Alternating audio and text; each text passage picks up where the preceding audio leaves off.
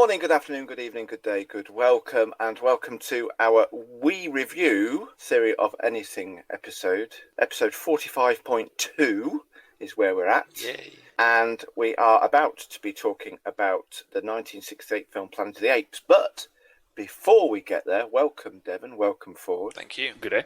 You two had something to say about 44.2, where we reviewed The Boy, the Mole, the Fox and the Horse book. What was it you wanted to say before we get into the nitty-gritty of Planet of the Apes? Well, I wanted to say that I'm just surprised. Sorry? Did you want to say sorry? No, I want to say I'm surprised, right? That everyone's liking it so much. I'm just confused, to be honest. I was just hoping you were going to sort of... I'm not going to backpedal, no, because it's Repent. It's the truth. I mean, what I said is the truth. But everyone seems to like it, and I don't... I'm just confused. You must be, yeah. Yeah. Maybe your brain's not meant for that sort of thing, though. But I like abstract, like, cool things. Stick to Plato, you'll be alright. Yeah, okay. It was too on the nose for you, was it? Depends what Too you mean on by the that. nose. Too obvious. Pointy, Yeah, it's way too obvious. I mean, I don't want to review it again, but it was just okay. This sentence could be taken out from the entire book and inserted anywhere into any conversation, and it'd be the same book. And it's And just we'd be happy. Yeah, pretty much.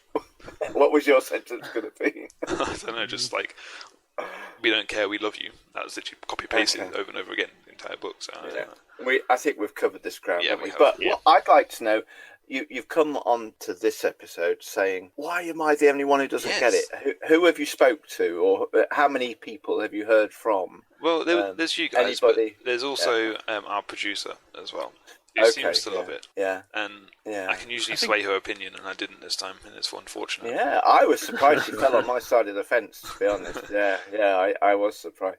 And I didn't know if you'd gone any wider than that, if anybody Not yet. else. No, Okay. okay. I'm going to get... Well, It'd be interesting. Please do feedback, folks, if you've not watched or listened to that review. We'd love to hear what side of the fence others fall on. to be fair, most reviews do praise it, don't they? To be fair, it's getting a lot of traction. It definitely why? is, But I'm amazed we haven't had more pushback yet from any listeners. Any hate, you know. 2/3 of us like it, so... What, hate for the people who hate for you guys who are not impressed by it, or hate Yeah. back in Devon's? For the harsh review. Yeah. Okay. Well, as I say, I don't want to review it again, but it's just Good. like, I just don't understand the hype. I don't understand why it's good. Well, there you have it. I think it's an age thing. Yeah. But Trin likes it, Ford likes it. no, I didn't say I liked it. No, So you don't You like said it? you were okay with it. I'm okay. If you want your soul pampered, is what I said, isn't it? Yeah. You had more theological problems with it, didn't you? Yes. If you're calling it Christian, then I have problems. If you just want your soul pampered, then you're fine. Yeah. Yeah, The author definitely feels it as a ministry tool to help people Yeah. spiritually. Anyway, we talked about this. What are we doing this week? And now it's time for Film Assignment Chatting. Okay, this episode, rather, we don't work in weeks. Listeners will know that by now. There is no weekly podcast. No. It just comes out when we can. I mean, we try, but we fail. So. We do try, yeah, but that's often based on our schedules, isn't it? It's not always easy for us all to get together and do our assignments and prep our content. Oh, yes. Believe it or not, we do prep our content. Even if it's just a little bit. Okay, right. Planet of the Apes, 1968, Charlton Heston. Who's going to start? Let's hear a bit of an précis or a plot spoiler. If you haven't watched this film in 53 years, where have you been? You need. Fair. So we are going to talk about plot spoilers, but that's pretty hard to miss the plot spoiler on this film more than any other film in the whole world, I think. We'll come to that. Yeah. Yeah, it's the DVD box cover spoils the plot before you even put the disc in the player, doesn't it? Right, who's going to give us a lowdown? Devon Ford's good at that, isn't he? Should we let Ford do it? I can try, but I'm not good at it. Go for it. So we start the film as 4 astronauts flying to a new planet, and our hero Charlton Heston is he's kind of George Taylor. philosophizing. Yeah. Yeah, Having a fag. he's smoking and Having a fag. thinking about life, the universe, and everything. Without an ashtray. Yeah. Monologuing. I would like to say actually that this is an old film, and I am going to have a lot of nitpicks, but it's fine. A lot of people have said these things already, but It's very nitpickable. yeah, oh yeah. Yeah, so they crash onto this planet, and it's a real crash. So one of the crew members dies, and it happens to be the only woman, which is quite weird. Yeah, because you'd have thought, you'd have 3 women and 1 man, right? See, Yeah, that's what my wife I thought said. that's what I thought. You don't need a majority of men, do you? Oh, no, you don't. Not if you're You trying to inhabit a new planet. Exactly. If they're trying to procreate, very good point. Yeah. Anyway, move on. Oh, Just- yeah. Oh, and of course you have a lot of stock footage of helicopter shots and stuff like gosh. that. Just long panning shots. Forgot about that. Yeah, Devin's favourite. Yeah, Anyway, that's interesting. should I speed this up a bit? Are you finding that to be a problem? It was pretty bad. I loved that. Even back in the Figure day, through it. you could have done better. Oh, wow. That's what makes me think it was just stock footage of flying around in a desert. I don't think it's stock footage because it was filmed at the Grand Canyon. Yeah. In and around that area. Yeah. Oh, right. Yeah. Wow. The Colorado River is what they're seen punting their way along. Yes. So, I think it's filmed for the film. It's not stock footage, but I think it felt a bit like it was filler. yeah. Mm-hmm. But I could understand why it was there because it was setting the scene, this desolation, this desert planet. All right, so these guys they've landed on this desert planet by the looks of it, and they're boating along and walking and trying to find they're just trying to find somewhere to live again, essentially, aren't they? Charlton Heston comes across immediately weird because He does, yeah. the one of his crew members makes a little what do you call it, a grave for the dead lady, one of their crew members, and Charlton Heston just starts laughing. Yeah. It's real weird. I don't know what they were thinking for his character, but He's creepy. not likable, is he? Oh no. I like him more as the film goes on, but as a character, he's not a lot. You get annoyed by him quite quickly because he's a bit kind of It's very brash. up himself a bit. Yeah. So they eventually come across the jungle, which is great because they thought they were in a desert planet, and they immediately strip naked and start Swimming. very awkward. Well, if I was surrounded by other guys, then no, definitely not. You mean you do that in front of other girls? Like, what the heck? I'm calling Beth right now. Anyway, all their clothes get stolen, and they're like, ooh. And they follow the trail of remaining clothes, and they find that there's actually a bunch of humans on this planet. Then they quickly realise that the planet is being ruled by apes, hence the name Planet of the Apes. And the bunch of humans that they found they basically couldn't talk, they're very primitive, and they're basically being herded by the apes and used as slaves and being experimented on and things like that. And basically it's a story about George Taylor's adventure in this world, trying to get back home, I suppose, or trying to make a little life for himself. Yeah, That's a good summary. I was impressed by this film on a technical level. Filmed in 1968, which was the year before the moon landings, remember? And yet the imagery of the spacecraft was very kind of futuristic, wasn't it? It's set in 1973, so it's not set that far in the future from when it was being made, sort of 4 or 5 years from when it was made. So I didn't pick up, but I'm glad you mentioned it just then, Ford. Oh yeah. That they weren't expecting this planet. It was going to be a new planet they were going to. Yeah, It was some kind of accident, and they didn't explain why they were there. Well, and why, probably. Yeah. I thought they were expecting to be waking up back on Earth. No, they wanted to colonize a new planet, didn't they? Yeah. And then they didn't expect to be so far in the future as well. Because if you remember looking at the time stamp when they crash, it's like 3,978. Yeah. And it's shocking music, isn't it? He's like, It's Wow. way Yeah. further in the future than it wanted to be. And there were 328 light years from Earth on an unnamed planet in a star in the constellation Orion. When I first watched this film, I was probably about 8 or 9 years old, I think. I remember distinctly watching this film as a young child boy and being absolutely blown away by it. The first most impacting scene was the discovery that their female astronaut, Stuart, her name is, has died. And there she is, dead in her sarcophagi capsule. sleeping pod thing. and that image of her freakily aged face after being such a beautiful young woman when we did see her right at the opening really stuck with me for a long time.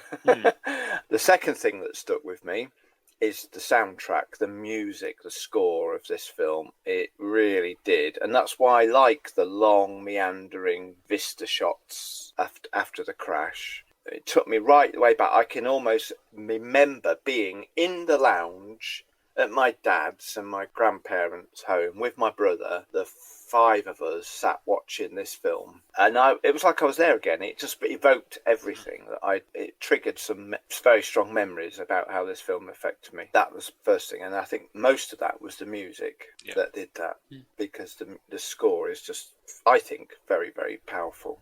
I don't know what you guys think about the pacing of this film, but I thought it was rather slow. Because it takes like 30 minutes before the apes even show up. I checked this timestamp when they showed up, and it was 30 minutes on. It's like, wow. I don't have a problem with that, because I think that sets the scene. It gives us a feeling of isolation. If it comes straight into apes as soon as they crashed, or just after, we probably wouldn't have this feeling of Taylor feeling so alone. He'd lost all his crew, hadn't he?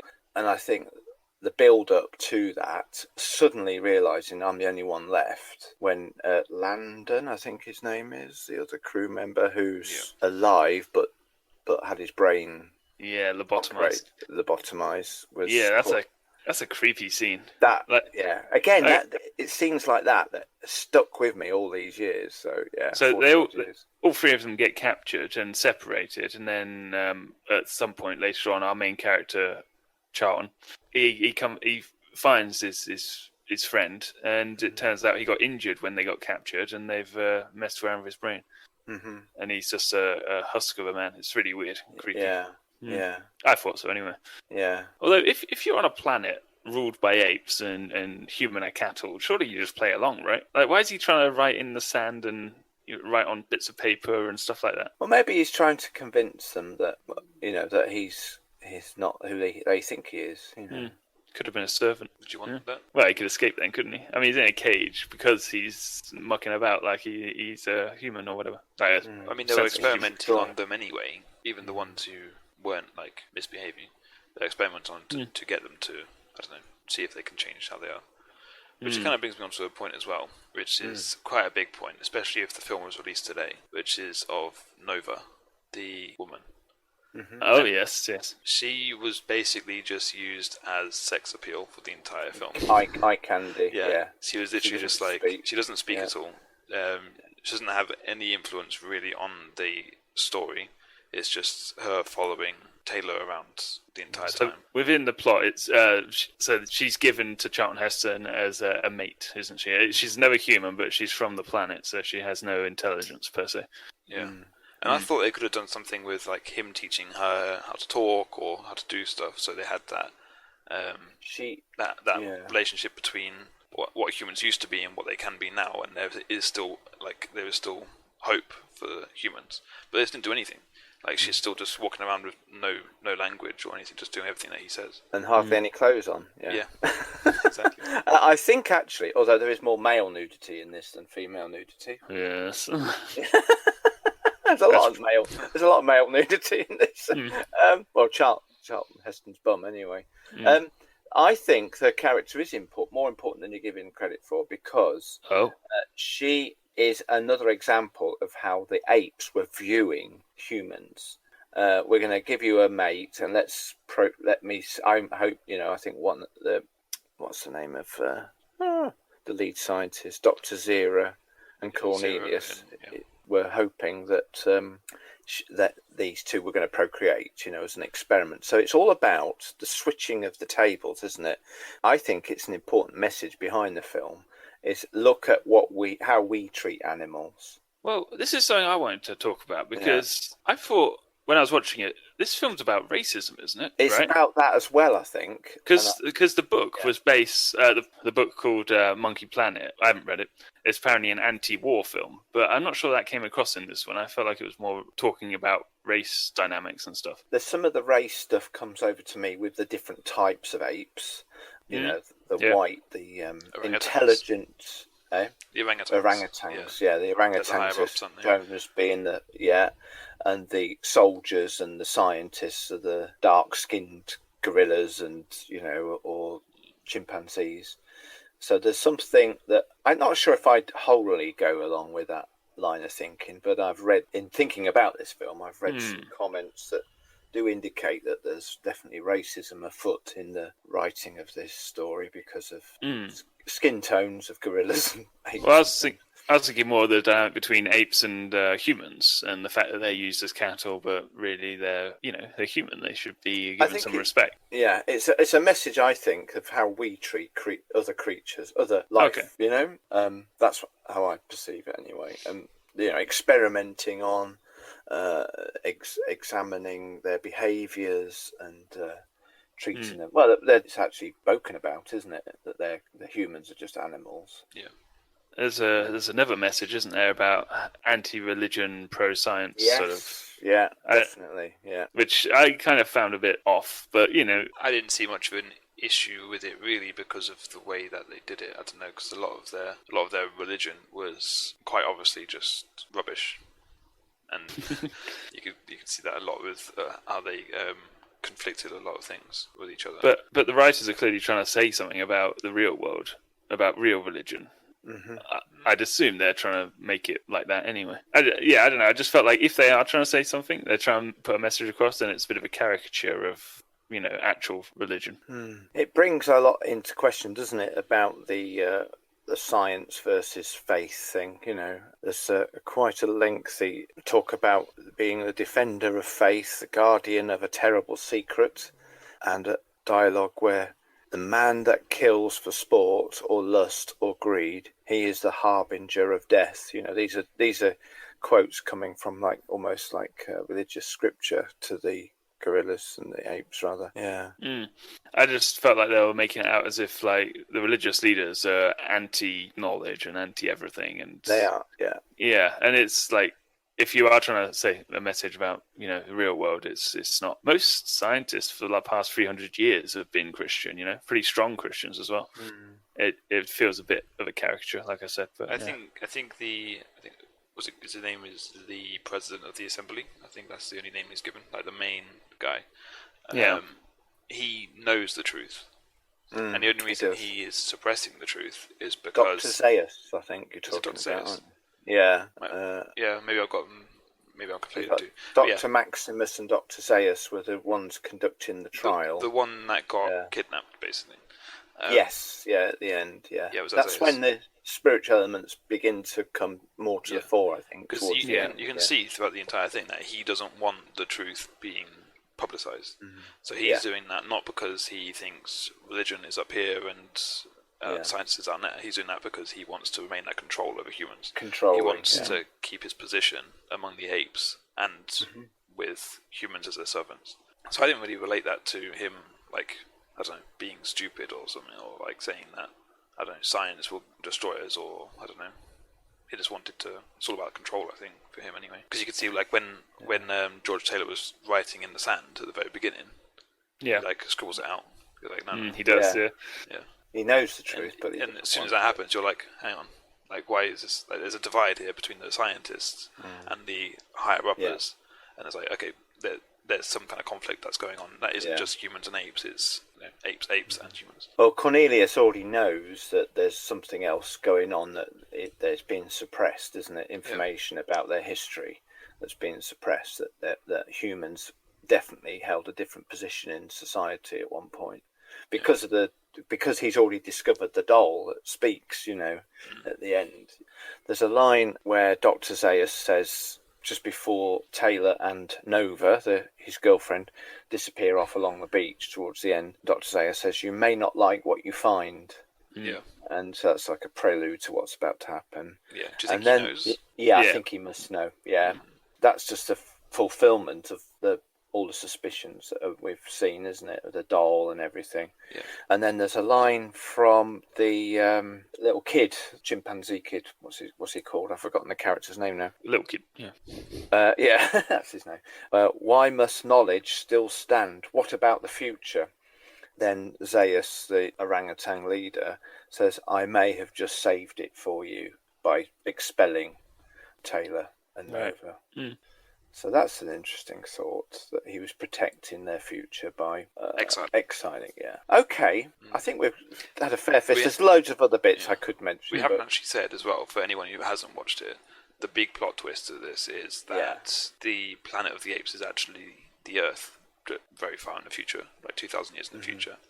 And obviously that's not known to the protagonist throughout the entire film until the end, where he comes across the Empire State Building. I don't know why it's not known, because he's seen the dolls. He knows that they speak English and they read English and stuff like that. It's just like there's tons of hints. So but he just assumes things. Everyone speaks English in films. Even monkeys from another planet, where there are humans and monkeys. Yeah. For any kind of scientific mind, you'll think, okay, what are the chances that there's the same plant and the same types of humans and everything? But it's a film. It is, that's right. I was just about to say that. We have to allow a bit of license, don't we? Yeah. He's trying to give us an interesting story, and it certainly does that. And that was another point I was going to refer to. At that moment, I certainly didn't see it the first time. I think if you come into this film not knowing that, if you close your eyes while you get the disc out the box, for example. Oh, yeah. Just watch it on Disney Plus or whatever it is on, I just think that's... Talk about the biggest pot spoiler of all time. Yeah, it's a bit. Yeah. Oh dear me! That's the famous thing about it, isn't it? That they give you the end plot on the box of the DVD, but it makes for a good DVD cover. I don't even know if that was on the poster at the time. I'm not sure. But that scene when he climbs down off the horse and is shocked to see the Statue of Liberty coming out the sand. I did wonder though, the positioning of that statue is right next to a cliff. Yeah. And the cliff cannot have formed in 2,000 years. No. It could be buried up to its waist in sand in 2,000 years, but cliffs don't form in 2,000 years. If the statue was laying down or something like that, that might have been a bit more... I was thinking it had to have been like washed away or something. That's why it was by the curves. Good thought. There's a lot of different artists' impressions of... when they were talking about how to do that final shot, there was one shot of it lying down in the jungle. There was one shot of it. There's lots of different ideas they had, and they finally went with the beach one, I guess. The implausible one, yeah, the one that makes no sense. Also, in researching the background of this, apparently the apes were going to have like flying cars and stuff like that. It was going to be like a super advanced sort of civilization. Yeah. But they had to obviously not do that because of budget reasons. I was quite impressed. But for a 1968 film, I think the budget of this must have been quite big. I don't know the figures on it. But that set of the village, if you like, was an impressive set. It was. I know the cast wasn't huge, but the visuals of it were to me impressive, I thought. The other thing that, coming right back to the beginning again, when they are wandering around in the desert at the beginning, those shots of them clambering down hillsides, they haven't been rehearsed because there's no footsteps in those sand dunes, and it's happened. They filmed it the first time. Unless they just went over to the next mountain, maybe. Just roll down that instead. A big ask, I think. But I was quite impressed by that. Yeah. I don't know what the lightning was all about. It was just to add to the mystery of it, I think, making it less like Earth than what we have now. Yeah. Apparently the budget was 5.8 million. They definitely went under that, so that's great. And they got like 33 million in North America alone. So they're laughing, Yeah. That's why there's so many sequels, because they're trying to recapture that magic. Spoiler alert: the others aren't very good. They never do. Yeah. Do you not think the prequels are very good? Like the the new ones. Yeah. They're technically prequels because they're set on the Earth in modern day. That's true. Yeah, they are, of course. Yeah. We haven't discussed costumes. Very good. Makeup. It actually got nominated for Oscar for both its score and the costumes. Wow. To be fair, the costumes were better than I remembered them. Yeah. Like, they weren't horrific. They were okay. No. But I I remember think them the being costume. really bad. I think the costumes would work better if they'd re-recorded the dialogue of the actors without wearing the masks, because it was only the sounds of their voices through the masks that was giving them away a bit. I think if they'd acted the scene but then re-recorded the scenes with their own voices without masks on, that might have worked better. But they were impressive, I think, for the time. They're nothing compared to what we have now with the reboots. But I'm not so harshly against those. For the 53-year-old film, it's yes, believable. You can buy into it. Yeah, I enjoyed it.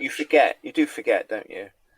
And it's funny as well. I read in one bit I was looking at that in the shooting of the film, the actors between takes tended to congregate with their own species of gorillas and apes and orangutans. Yeah, I heard that. Yeah, and that wasn't planned. It was just happened, and the human psychology behind that is quite interesting. Yeah, That they were drawn to their own kind. That's sad, isn't it? Yeah, Racism. Well, going back to that, yeah. Yeah, there you go. I just want to mention real quickly that they made all the original films like really close together, didn't they? So they had this one, which is 1968, sorry. The next one was in 70, then 71, then 72, then 73. And it's like, they just made them back to back. I don't know. That's probably why they weren't very good. And I wonder whether, going back to your comment about Nova, the character, I don't know yet until I watch the sequel to this. I wonder if Nova's character is developed later. What, she isn't? No, I don't think so, no. I wanted to bring up the fact that we've talked about this previously on Good Bad Movies, our segment from a couple of episodes ago anyway. I brought this up, and I also said that in the last film, Battle for the Planet of the Apes, Charlton Heston blows everyone up with a giant nuke. Do you remember I said that? Yes. Anyway, no, it's not actually. It's the Beneath the Planet of the Apes, which is the second film. Yeah, the next one, yeah. Yeah, spoiler alert for that film. Okay. Yeah, so... Why is he blowing everyone up? You have to watch it and find out. I haven't got it. So, on my box set, we have Planet of the Apes, this one we've just watched, Beneath the Planet of the Apes, where the Earth is destroyed. Then you've got Escape from Planet of the Earth, Planet of the Apes, Conquest of the Planet of the Apes, and then Battle for the Planet of the Apes. They're the 5 kind of original ones, quick concession originals. Then we have the reboot, the 2001 reboot, which is largely dismissed as being pretty rubbish. Yeah. And then the more recent Rise of the Planet of the Apes and Dawn of the Planet of the Apes, and one I haven't got, the most recent one, which is called War for the Planet of the Apes. So there's actually 9 films in all in this kind of series. Plus, I will add, a TV series, which I do very clearly remember, and I was very impacted by that at the time as a youngster. And the animated series as well. Yeah, that was all I wanted to say about that. Very successful franchise. The place in which this film particularly sits in the sci-fi genre of how it's thought about, I think it's right up there alongside 2001 Space Odyssey. It was revolutionary science fiction filmmaking, storytelling at the time it came out, and it's very highly thought about. There are some bad reviews of it available for people to look at on the internet, and largely you can dismiss them as being idiots who don't understand what they're talking about. Whereas us, we know what we're talking that's about. right. Those reviews who don't like it, who disagree with me, are wrong. Like our last review. Oh yeah, I don't even know what you two think of it. You two might have a bad thing to say. Might not have enjoyed it as much as I did. I mean, there's a lot of bad things you could say about it, Yeah. but at the end of the day, it's like, it's entertaining. It's good, and as you It's say, got a like story. as it was revolutionary in the way that it was made, and you can obviously judge it by today's standards very easily and find it lacking. Yeah. But I think it was actually really fun to watch. I enjoyed it. Good. Yeah, and it does have a story. Yeah.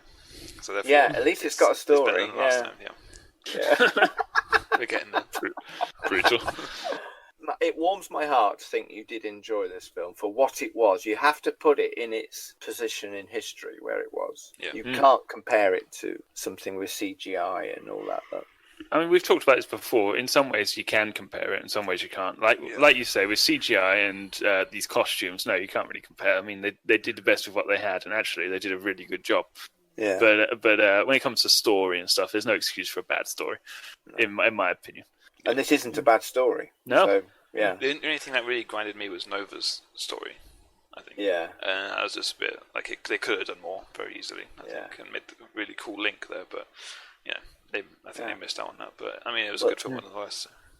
I'm going to have to watch carry on with my box set and see a few more of these early Planet of the Apes films, and see if Nova's character does develop, because I think if it doesn't, they missed a trick there. Yeah, I agree with Devin on that. I don't recommend it, but feel free. I know it's not going upward. Yeah, It's only going downhill from here, but until we come back up to date with the Caesar story, which is a fabulous set of films, I think. Oh, especially the third one, Escape from the Planet of the Apes. That's particularly weird. Is it? It's about time travel and stuff. Yeah. You don't. The TV series is set in modern day America, or bits of it. I remember scenes. Oh no, it's the time travel one when they're on a battleship. Do they go on I think they do briefly. Yeah. The scenes on a battleship and things like that. I've also seen clips on here of apes in spacesuits and things like that. So that's So a lot of it is a vague memory, but this film was not a vague memory. It connected with me and took me. It was like time travel itself. I tell you, I felt like I'd gone in a time machine to being an 8-year-old again. Nice. It was a grueling watch for an 8-year-old. If you think about it. Yeah. Can be. Some of that was really powerful imagery. Oh yeah, like you saw humans getting hunted down by Yeah. apes with rifles on horseback. Like it Yeah. was, yeah. And that goes back to, like, slavery and things like that, doesn't it? There's so many levels on which you could talk about this film, and we've probably overdone it already, and we've run out of time. So come on, Ford. Ask me a question. How many super obvious plot twists, if you think about it, out of 10 would you give it? So if they took the beginning of the Tim Burton remake, 2001, and replaced it, like used that in this original instead of the beginning of the original, then I'd give it an 8. Because they didn't do that, 7.5. Oh. Well, the beginning doesn't make sense. Just give me some kind of explanation of why you're there or how you're there, or like, is there a wormhole? Is there like some kind of freak accident like that? We see a lot of flashy stars. Helicopter pans going across the land.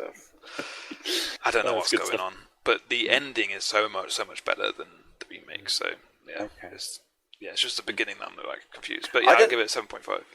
I don't know where to go next. Do I watch the 2001 version next, or do I watch the sequel to this one, Beneath the Planet of the Apes, next? That's a good question. If you're 2001 watching it chronologically, you've got to start with the newer films. 2001 isn't a remake, though, is it? It is. Not like a direct remake of this film. It's called a remake under Wikipedia. But I don't think it connects. Obviously, the prequels, the more recent films, are obviously standalone, and you've got your Planet of the Apes 2001 stands alone. Yeah. And then you've got these 5 from the 70s, 60s and 70s that stand alone. But the thing is, with the remake, the Tim Burton one, they took basically the exact same premise. Yeah, and just did it again. Pretty much. Okay. The only thing was that it's not clear whether it was actually Earth or not, and whatever. But yeah, there's a lot more action in the remake. Sure. I think I remember something about an underground spaceship being found and stuff like that. Yeah. Basically a crashed spaceship that was derelict and they had to use its weapons and things. So, you giving it 7.5. 7.5, okay. IMDb give it 8 out of 10 of their average of every review. I think I'd like to improve on that by another half and give it 8.5 out of 10. I'd like it a bit more than that. Yeah. I think I'd give it a 7. Yeah, super obvious plot twist if you think about it out of 10. Because it's quite a slow film, and it sort of puts itself up as if it's an action film. It's very slow and philosophical. And what's wrong with that? No, I appreciate the philosophy, but if you couch it in slow pans of the atmosphere and long trudging things through the desert and stuff, it's just. I know there are no car chases and helicopters. There is a chase. There is some chase scenes. It's not actually a long film, but it feels like a really long film. Yeah. I think the way they try and set the scene is so different to today's standard. Yeah. It's very glaringly obvious that something's off or different. like when you see the timestamp and it's 3,000 years and it should be something else. It really zooms into it with a loud music. It's like, oh, and okay, yeah, I get it. This isn't good. After the crash, it was quite a violent crash, wasn't it? Yeah. One of the interior shots of the spacecraft still shows you where Taylor put his cigar on the dashboard of the spacecraft, and it's still there. It's still there, just sitting on the side. It's got glue on it or something. I thought that was funny.